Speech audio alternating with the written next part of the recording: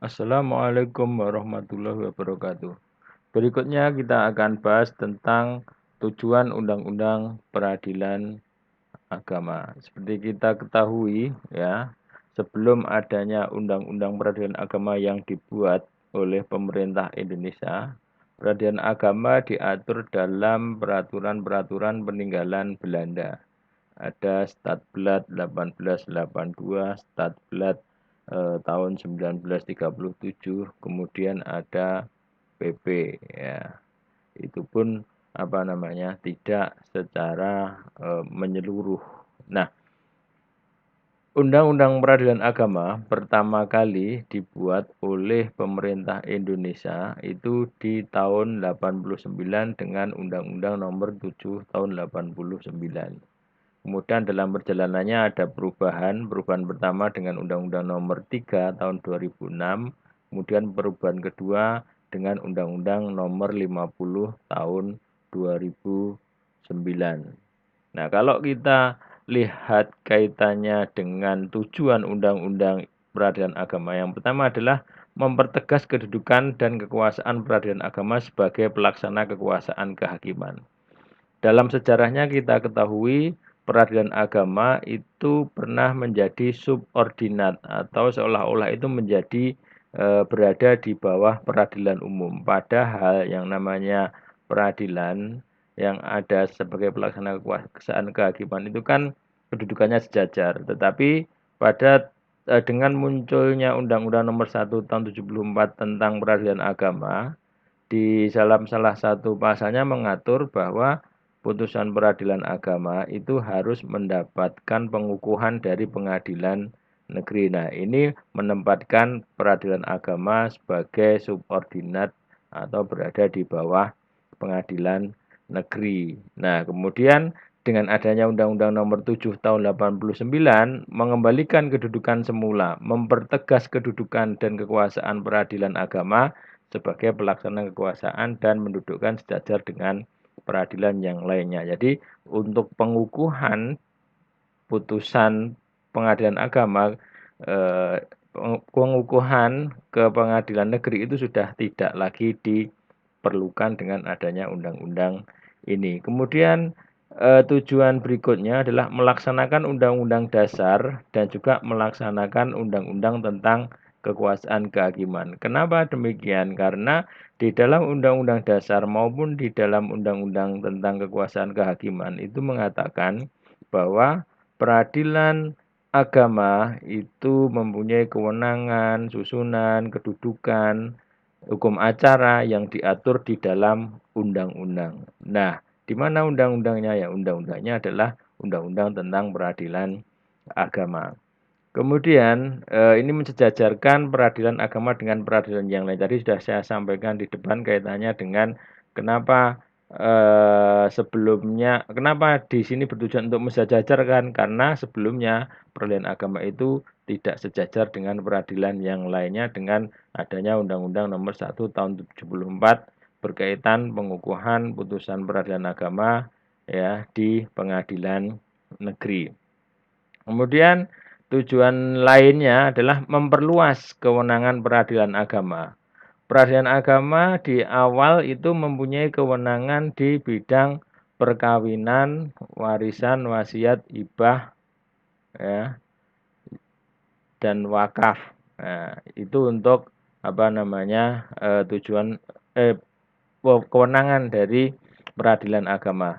Tapi di perubahan yang kedua itu ada penambahan, ya, ada penambahan menjadi kewenangan peradilan agama itu menjadi memutus perkara-perkara perkawinan, warisan, wasiat, hibah, zakat, infak, sodakoh, ya, kemudian ekonomi Islam. Jadi ada penambahan kewenangan, ada perluasan kewenangan yang diperiksa di pengadilan atau peradilan agama.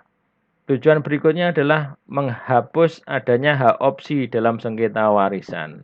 Ya, dalam sengketa warisan dulu dikenal dengan adanya hak opsi. Apa hak opsi? Hak untuk memilih. Memilih apa? Memilih penyelesaian sengketa warisan itu akan menggunakan hukum adat, hukum perdata ataukah hukum Islam. Apabila memilih hukum Islam berarti penyelesaiannya atau sengketa warisannya diselesaikan di pengadilan agama. Kalau memilih hukum perdata atau hukum adat, penyelesaiannya diselesaikan di pengadilan negeri. Jadi bisa milih ya, apakah mau ke pengadilan agama atau ke pengadilan negeri. Nah, hak pilih ini menjadi gugur bagi pihak yang lainnya apabila pihak lain sudah memilih untuk menyelesaikan perkara tertentu. Misalkan ada dua pihak yang berlawanan, ya. Ketika salah satu pihak sudah mengajukan ke pengadilan agama, maka hak opsi pihak yang lain itu menjadi gugur. Dia tidak bisa memilih lagi untuk ke pengadilan negeri. Itu yang namanya hak opsi. Nah, sekarang hak opsi dihapuskan, kemudian patokan untuk menyelesaikan sengketa warisan itu apa? Patokannya adalah agama dari si pewaris. Kalau agama si pewaris itu Muslim, Islam, ya berarti diselesaikan di pengadilan agama. Untuk pewarisnya itu beragama non-muslim, maka diselesaikan di pengadilan negeri atau peradilan umum. Nah, kemudian Undang-Undang Peradilan Agama juga mengatur secara khusus dalam pengadilan khusus yang ada di lingkungan peradilan agama. Di mana? Ada di daerah Aceh Darussalam. Di mana di Aceh itu pengadilannya pengadilan khusus ya, disebut dengan Mahkamah Syariah. Kewenangannya juga kewenangan khusus mengenai muamalah ya, kemudian ahwalus syahsiyah dan juga ada jinayah yang diatur di dalam Konun Aceh.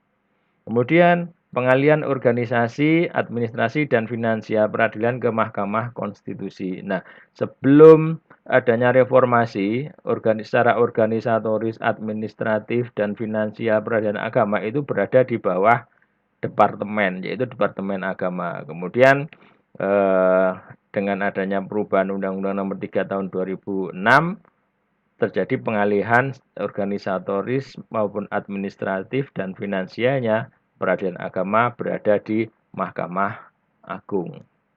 Kemudian ada fungsi pengawasan terhadap hakim di dalam Undang-Undang Peradilan Agama di sini. Jadi ada pengawasan dari internal Mahkamah Agung atau pengadilan peradilan agama ya, dan juga ada pengawasan dari luar yang namanya lembaga komisi yudisial. Kemudian di dalam Undang-Undang Peradilan Agama yang terbaru itu mengatur tentang tata cara pengangkatan, kemudian pemberhentian hakim. Nah, di sini ada syarat-syarat tertentu ya untuk pengangkatan hakim ya, untuk menjadi ketua pengadilan agama, untuk menjadi ketua pengadilan tinggi agama, untuk menjadi bisa mengajukan sebagai hakim agung. Itu ada diatur di dalam undang-undang tentang peradilan agama. Kemudian pengaturan tentang hakim ad hoc. Hakim ad hoc itu hakim sementara yang dipilih atau diadakan untuk waktu-waktu tertentu. Tapi di sementara ini untuk hakim ad hoc di lingkungan peradilan agama belum ada. Untuk yang di lingkungan peradilan umum ada hakim ad hoc, yaitu ada untuk di peradilan atau pengadilan tipikor tindak pidana korupsi. Kemudian menjamin keamanan dan kesejahteraan hakim. Nah, di dalam Undang-Undang Peradilan Agama ini diatur tentang jaminan bagi hakim ya untuk mendapatkan keamanan, mendapatkan kesejahteraan ya, dalam menjalankan profesi sebagai seorang hakim. Kemudian tujuan yang lainnya adalah adanya tuntutan supaya pengadilan lebih transparan ya, itu diatur juga di dalam Undang-Undang Peradilan Agama, di mana pengadilan itu harus transparansi keuangan, transparansi pemeriksaan perkara, ya transparansi informasi itu sudah dilakukan. Nah, itu pun tidak semuanya bebas ya. Nanti ada hal-hal tertentu yang tidak bisa diinformasikan ke publik, itu masih tetap menjadi rahasia, di pengadilan, tidak boleh buat konsumsi publik. Demikian, video kali ini saya cukupkan. Wassalamualaikum warahmatullahi wabarakatuh.